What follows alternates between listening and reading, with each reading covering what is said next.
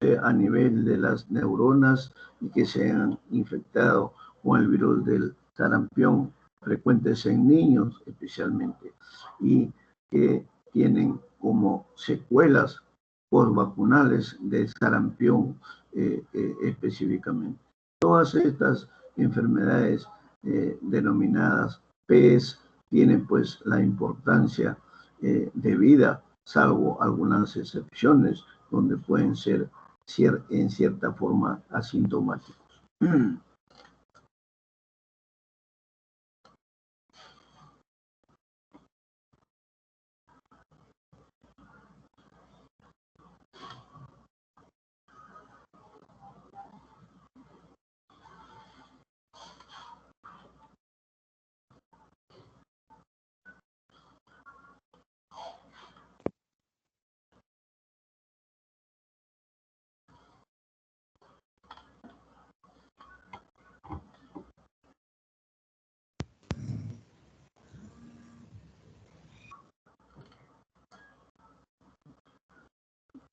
Estas infecciones PES son cuadros pues persistentes, repetimos, con una serie de variantes estructuralmente de los virus, del sarampión, del grupo del sarampión, que no, a veces no llevan a cabo su replicación en forma completa y según datos de muchas hipótesis se basa en que las neuronas afectadas no son hallazgos comunes de los cuerpos de inclusión, por ejemplo, que contienen la glucosa de forma helicoidal, de simetría helicoidal, y que relacionan con los anticuerpos del virus competente, en este caso el sarampión.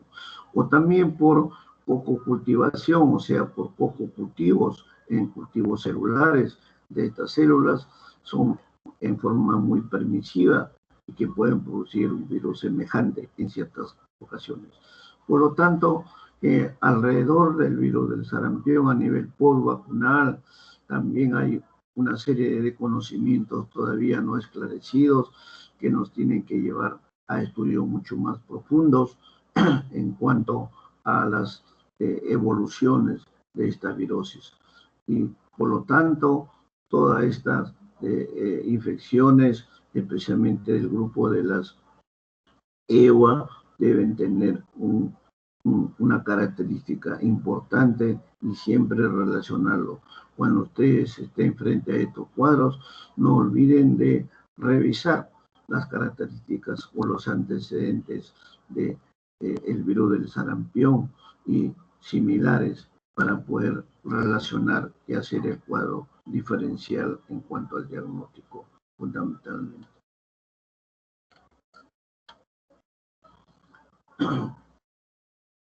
Las características que se relacionan con los llamados agentes ordinarios o virus ordinarios son pues de una persistencia importante, no solamente a nivel de los seres humanos, sino también de algunas especies no humanas, de donde pueden retransmitirse al ser humano. Estos virus son los más conocidos con enfermedades como por ejemplo la panencefalitis esclerosante subaguda, que es relacionado con el virus del sarampión, la panencefalitis progresiva después de la rubiola o post-rubiólica, congénita especialmente, y que tiene que ver con los virus de la rubiola. Las encefalitis multifocal progresiva, que están relacionados con los papovavirus y también los complejos demenciales del SIDA, que es el virus de la inmunodeficiencia, y las infecciones también llamadas persistentes por enterovirus y ciertos cuadros de inmunodeficiencia relacionados con virus neurótropos específicamente.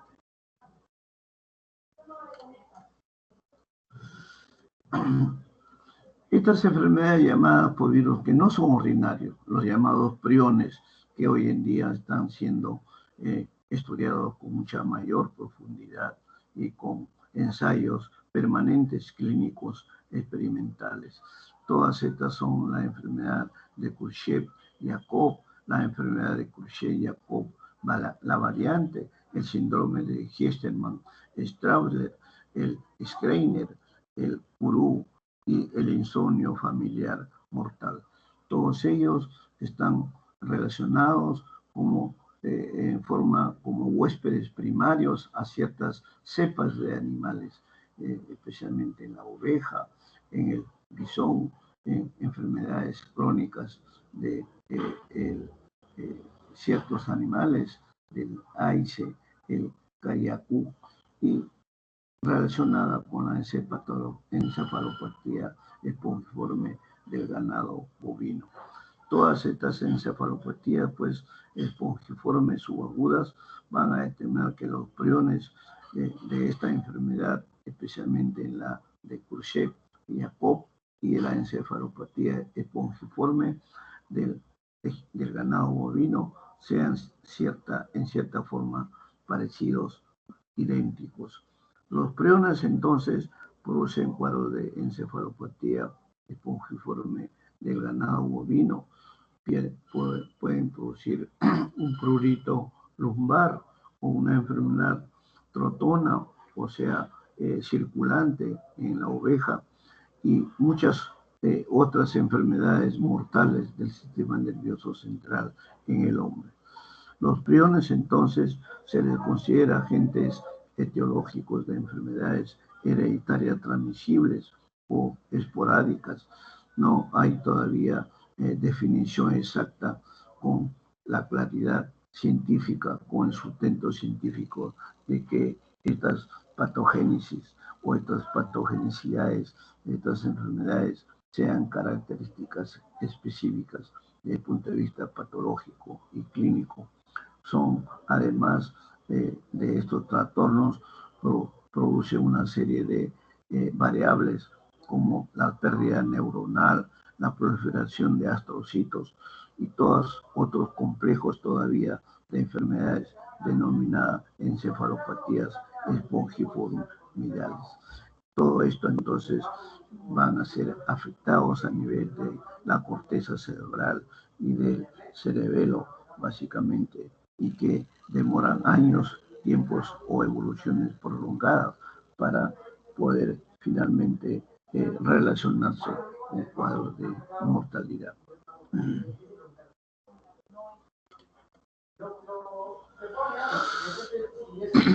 Actualmente sigue siendo todavía en cierta forma una hipótesis del llamado prión. El término prión, entonces, es empleado para describir todo un conjunto de agentes infecciosos que son responsables de las encefalopatías espongiformes transmisibles. Este término nos deriva de una serie de componentes para que puedan ser estudiados. Y estas formas proteinarias participativas son la división propuesta por Stanley B. y Crusher, que son los dos pioneros del estudio de los priones y que les mereció un premio Nobel en el campo de la fisiología humana. Los priones, por lo tanto, pues, son compuestos fundamentalmente en su totalidad o en su forma parcial por una forma isomérica anormal de una proteína celular. No se le ha encontrado hasta el día de hoy la presencia del ácido nucleico. Por ello, es la pregunta: ¿es un virus o no es un virus? ¿Es un microorganismo patógeno o no lo es? Esto es motivo del estudio todavía, pero sí se ha descubierto ya la presencia de una proteína celular o PRPC que está presente en la estructura interna de este componente y que puede además localizarse en distintos tejidos, en fibras musculares de los linfocitos, pero particularmente son abundantes en el tejido nervioso, de donde nacen las inquietudes patogénicas, fisiopatológicas. Todos los pacientes que presentan esta enfermedad, esta característica clínica, tienen pues que ser evaluados en forma muy diferente a las otras fisiopatologías neurológicas.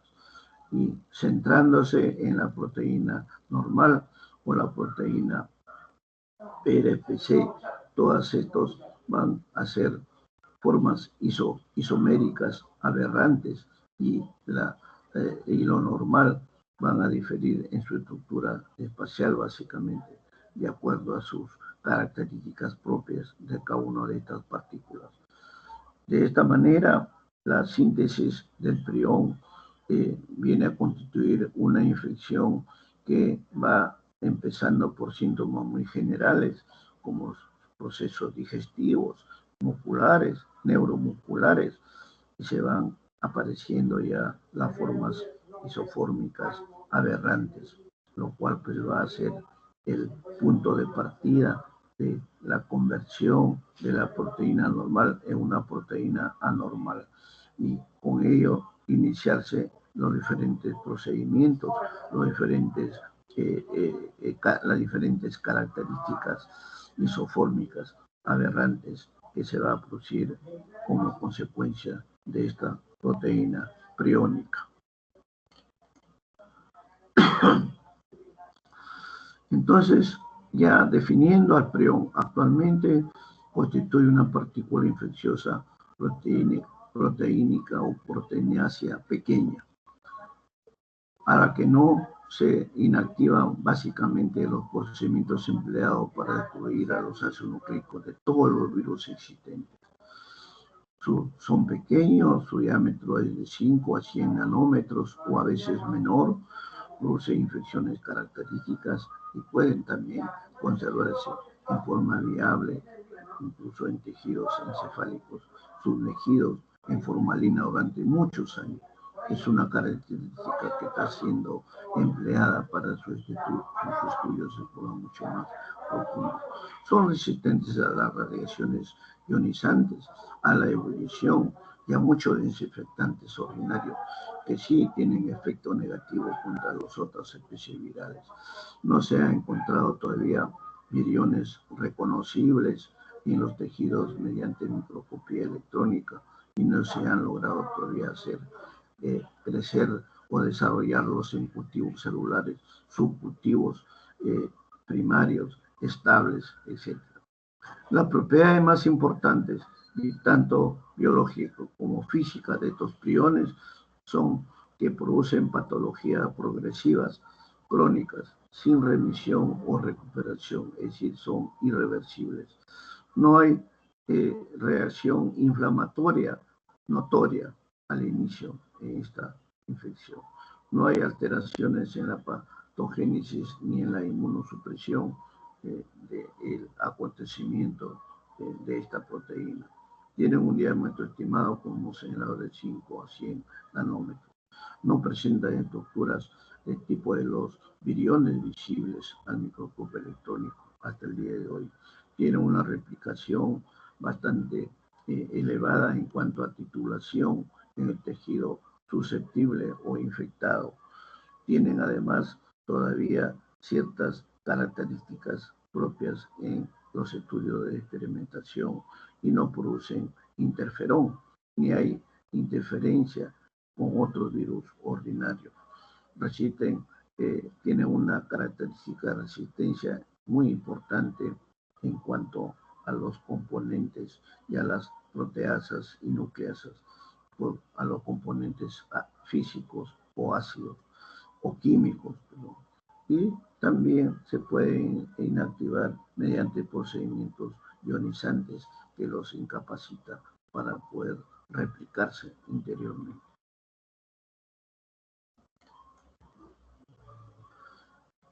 La naturaleza de la proteína priónica, llamada esta proteína del prión, que es lo que se utiliza hoy en día, tiene características muy particulares que constituye el agente infeccioso del prión.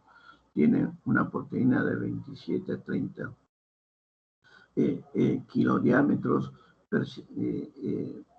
en forma resistente al ataque por ciertas enzimas, especialmente proteasas. Fue llamada prión P27 y prión P30 y se observó en sus diferentes formas de acumulación en el tejido nervioso de los enfermos con encefalopatía espongiforme, como hemos señalado anteriormente.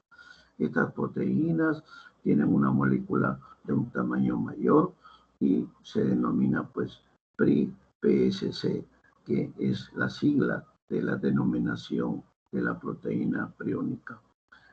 Todas sus formas celulares son proteínas, entonces, que son sensibles al ataque de enzimas, especialmente las proteasas.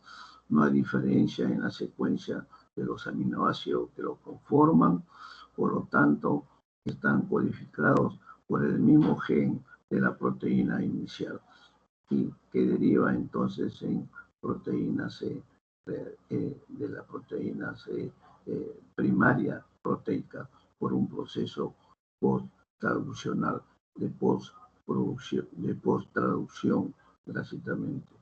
Todo ello hace pues que esta proteína tenga unas características funcionales muy específicas y no esté todavía completamente demostrado lo que se ha observado en alteraciones nerviosas en ratones que no lo hacen frente al agente priónico primario.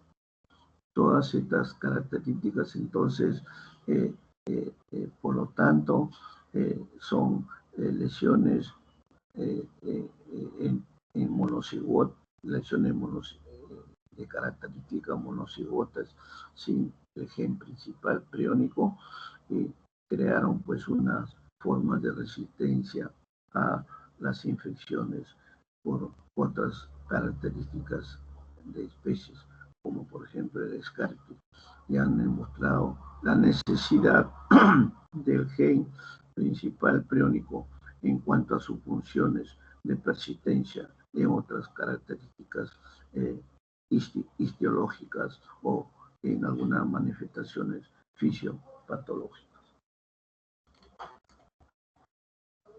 Los viroides ya son otro grupo de entidades de forma todavía infectivas que tienen las formas subvirales que fueron descubiertas, miren ustedes, en 1967 por Diener en plantas. Es decir, son especies virales en cierta forma más asequibles a tejidos vegetales que a humanos. Sin embargo, se están encontrando en estos últimos años algunas características que tienen que ver con su absorción a nivel humano. Por lo tanto, estos viroides pues están siendo caracterizados también como parásitos olvidados de toda la maquinaria transcripcional de la célula huésped.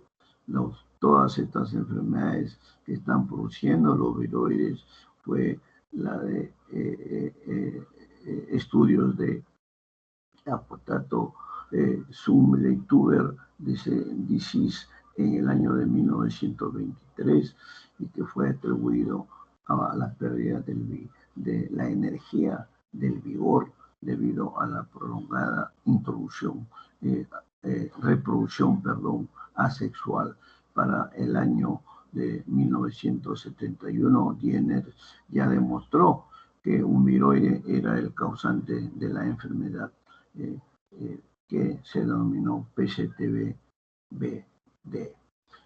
Estos viroides entonces inducen pues enfermedades en plantas cultivadas de importancia económica importante. Todas las ribonucleasas de algunos viroides contienen ciertas ribosimas de cabeza tan de forma peculiar como el martillo, que intervienen en diferentes procesos replicativos.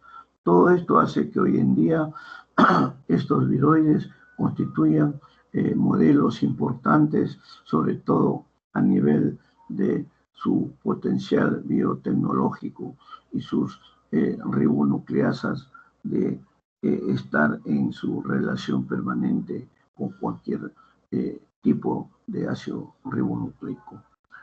Su presencia de estas ribosimas hace pues que todas las informaciones científicas, todas las informaciones experimentales que se dan en estos aspectos son características propias de los viroides.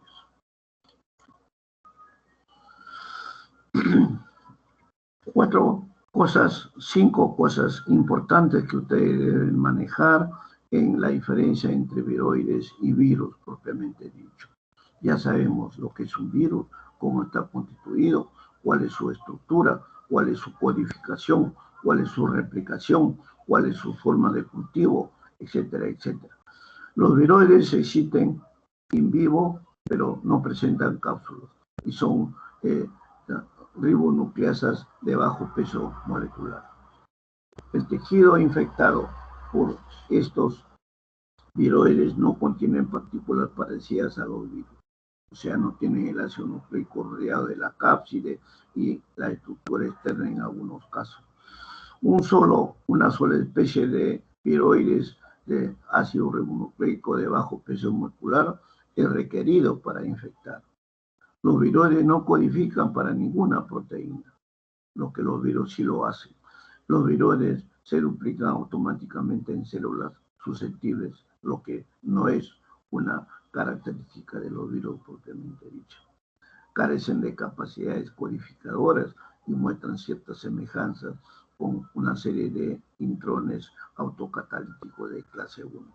Todas estas características entonces están siendo motivo de estudios sumamente importantes en las formas y en las características fisiopatológicas, patológicas, virológicas del ser humano y su relación con diferenciaciones en cuanto a virus propiamente dichos, humanos y viroides, que tienen una afinidad pareciera mucho más específica a nivel de tejidos vegetales. Todo esto todavía, sin embargo, constituye ciertas hipótesis hoy en día y que sugieren estudios mucho más comparativos, mucho más diferenciales para sus características específicas.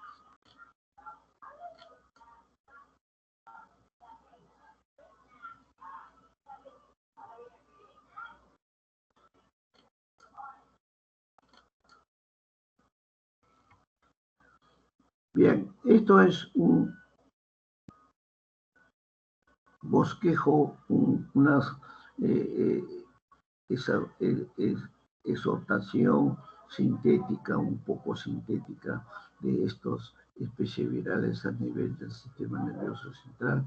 Como ustedes han visto, hay todavía una serie de procedimientos que falta aclarar desde el punto de vista científico y que falta todavía determinar sus formas de infecciosidad y sus formas relacionadas etiológicamente con una serie de procesos de neuropatías y todas las características que puedan afectar al tejido nervioso.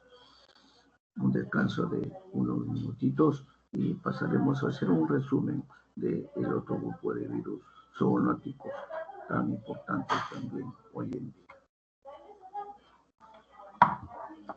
Giovanita.